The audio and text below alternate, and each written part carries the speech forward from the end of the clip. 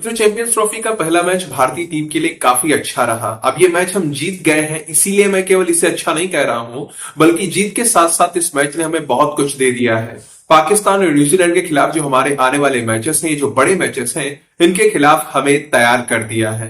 हमारे तेज गेंदबाज शमी, जो कि लंबी इंजरी के बाद वापस लौटे थे, और वो इस मैच में 5 विकेट हॉल लेकर एकदम फिट हो गए हैं, कॉन्फिडेंस से भर गए हैं। इसके साथ ही रोहित, विराट, श्रेयस और अक्षर को आउट करके बांग्लादेश ने जिस तरह से गेम फंसाया था, उसने हमारे बल्लेबाजों के धैर्य की परीक्षा भी ले ली और टीम की बल्लेबाजी की गहराई को छूने का प्रयास भी किया।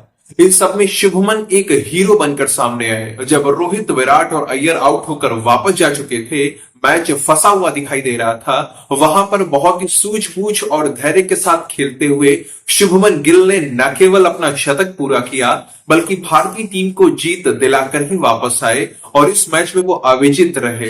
बांग्लादेश के खिलाफ शतक लगाकर उन्होंने अपने वनडे कैरियर में कुल 8 शतक पूरे कर लिए हैं। इसके साथ ही वनडे इंटरनेशनल में सबसे जल्दी 8 शतक पूरी करने वाले वो भारतीय बल्लेबाज बन गए हैं। शुभमन के इस खेल को देखकर हर कोई उनकी प्रशंसा कर रहा है, यहां तक कि ऋतुराज गायकवाड़ के प्रशंसक भी उनकी तारीफ कर रहे हैं। और ये अच्छा भी है, क्योंकि जब देश की बात आती है तो छोटी मोटी कंपटीशन की भावनाएं पीछे छूट जाती हैं और देश हित सबसे आगे रहता है। इस समय जो शुभमन का बल्ला उठ रहा है, वो किसी आईपीएल फ्रेंचाइजी टीम के लिए नहीं, बल्कि देश के लिए उठ रहा है। तो जितना अच्छा वो करेंगे, हमारी टीम उतनी आगे जाएगी, उसकी जीतने के चांसेस उतने ज्यादा बनेंगे। हालांकि यहाँ पर एक प्रश्न उठाया जा रहा है, और वो ये है कि अगर शुभमन की जगह ऋतुराज को मौका मिलता तो ऋतुराज कैसा प्रदर्शन करते?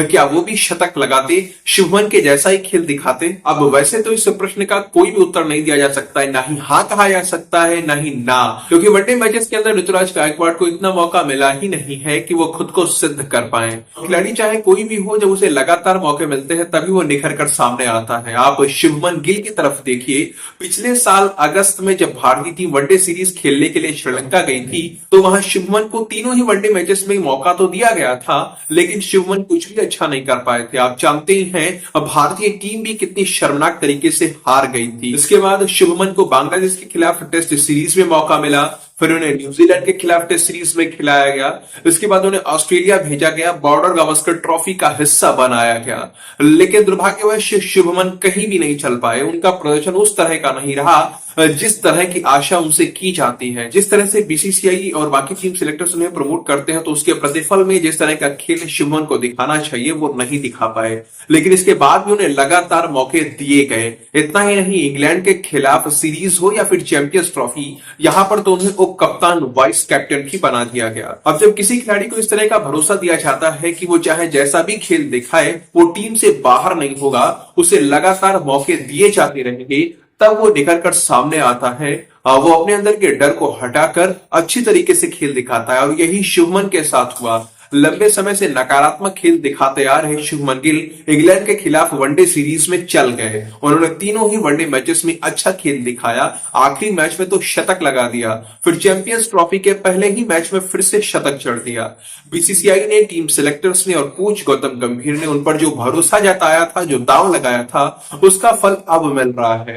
यही भरोसा अगर ऋतुराज गायकवाड़ पर या किसी भी दूसरे खिलाड़ी पर जता दिया जाता, उसे भी बार बार मौके दिए जाते, तो वो भी शुभमन की तरह ही प्रिंस बन जाता। पर सबकी किस्मत शुभमन की तरह नहीं होती है जिसे लगातार मौके मिल जाए।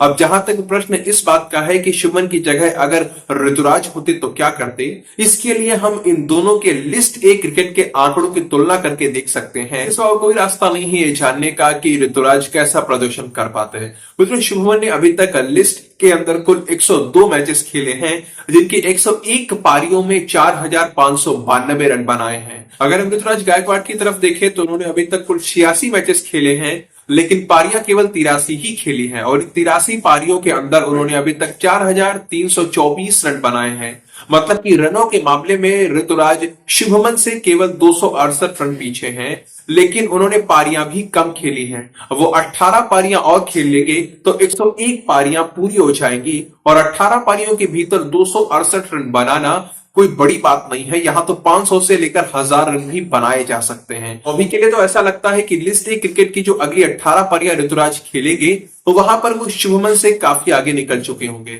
मित्रों यहाँ पर अगर हम एवरेज की तुलना करें तो शुभमन का एवरेज 52.18 का रहा है, जबकि ऋतुराज गायकवाड़ का औसत 56.15 का रहा है। मतलब कि ऋतुराज औसत के मामले में आगे चल रहे हैं। अगर हम स्ट्राइक रेट की बात करें तो शुभमन का स्ट्राइक रेट 94.66 का रहा है, जबकि ऋतुराज का स्ट्राइक रेट 101.66 का है। तो स्ट्राइक रेट के मामले में भी ऋतुराज शुभमन से आगे चल रहे हैं। अगर हम शतकों की बात करें तो शुभमन ने अभी तक अपने द्वारा खेली गई 101 लिस्ट ए क्रिकेट की पारियों में कुल 12 शतक लगाए हैं और 24 अर्धशतक लगाए हैं। तो वहीं ऋतुराज गायकवाड़ ने अभी तक कुल 83 पारियां खेली हैं और इन 83 पारियों में ही उन्होंने 16 शतक लगा दिए हैं। मतलब कि शतकों के मामले में ऋतुराज शुभमन से आगे चल रहे हैं, वो भी तब जब उन्होंने शुभमन से कम पारियां खेली हुई हैं। जबकि अर्धशतकों के मामले में वो 8 अर्धशतक पीछे हैं, लेकिन उनके पास अभी 18 पारियां बाकी हैं और 18 पारियों में वो कितने शतक लगाएंगे, कितने अर्धशतक लगा देंगे, और वो तो आने वाला समय बताएगा। अभी कोई कुछ भी नहीं कह सकता है। मित्रों अगर मैं चौके और छक्कों की बात करूं तो शुभमन ने अभी तक 488 चौके लगाए हैं और 93 छक्के मारे हैं। तो वहीं ऋतुराज ने अभी तक 424 चौके लगाए हैं, अभी तक वो कुल 130 छक्के लगा चुके हैं। तो मित्रों ये जो मैंने लिस्ट ए क्रिकेट के आंकड़े आपके सामने प्रस्तुत किए हैं, इनके आधार पर आप खुद तय कर लीजिए कि ऋतुराज और शुभमन इन दोनों में से कौन श्रेष्ठ है। और ऋतुराज अगर शुभमन की जगह चैंपियंस ट्रॉफी में खेल रहे होते तो क्या वो शतक लगा पाते या नहीं लगा पाते। जहां तक मेरे विचार हैं तो मैं तो यही कहूंगा कि ऋतुराज हो या फिर कोई भी खिलाड़ी हो, जिसे भी इतने मौके लगातार मिलेंगे, जिसे BCCI team selectors coach Gautam गंभीर लगातार सपोर्ट करेंगे, उसके पीछे खड़े रहेंगे, तो वो कहीं ना कहीं अच्छा करेगा। एक ना एक दिन जरूर वो निखर कर सामने आएगा। जो शुभमन के साथ हो रहा है वही किसी भी खिलाड़ी के साथ हो सकता है। बस हर एक खिलाड़ी को सपोर्ट की जरूरत होती है। बाकी मित्रों आपके जो विचार हैं वो आप कमेंट सेक्शन में लिखकर बता सकते हैं।